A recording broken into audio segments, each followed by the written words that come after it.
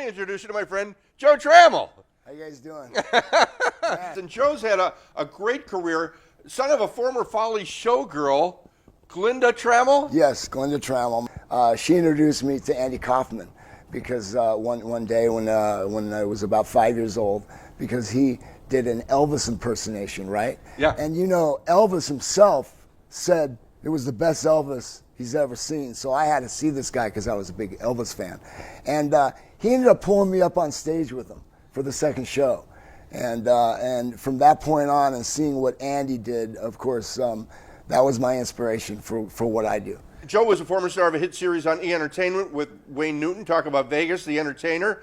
Three-time Entertainer of the Year with over 30,000 performances. How was that? How was that show, working with Wayne? I loved working with Wayne. I mean, my mom actually worked with him when she was when I did the audition. I think that might have gotten their attention because there were thousands of people that auditioned. And I mentioned during the audition, they said, "What kind of connection do you have with Wayne? Any kind of connection with Wayne? Like, are you a fan or something like that?" And I told them, I said, "Well, my mom tap danced for your show at the Lou King show in Phoenix, Arizona when she was a kid, and I think that's why I got the part."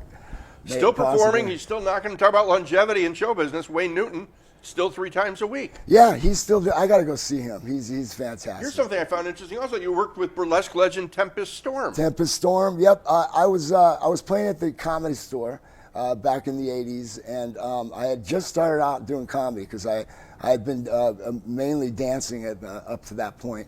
And I blew out my knees, so I went full forward into comedy. And that night, the people that produced the show, Sugar Daddies, okay, which starred Mercer Brothers, which is a vaudeville act, and Tempest Storm, I got the job. They asked me if I wanted to come on as a character and do the show, and that was my debut, my Vegas debut. I think of you as what I would call a rubber-faced comedian, because of that. Because you make funny faces, and you could get a laugh just doing that. Well, my mom said, you know, if I keep it like, yeah. Well, you know, I was billed on that show as the world's most original comic, Tempest Storm, and of course, I think there's been a few people that have used this, but they actually changed it to the Man of 1,000 Faces because of my face. In fact, Jeff Kutash, when I did Splash at the Riviera, he wanted to do a spin-off show, a one-man show with me, and just call it The Face.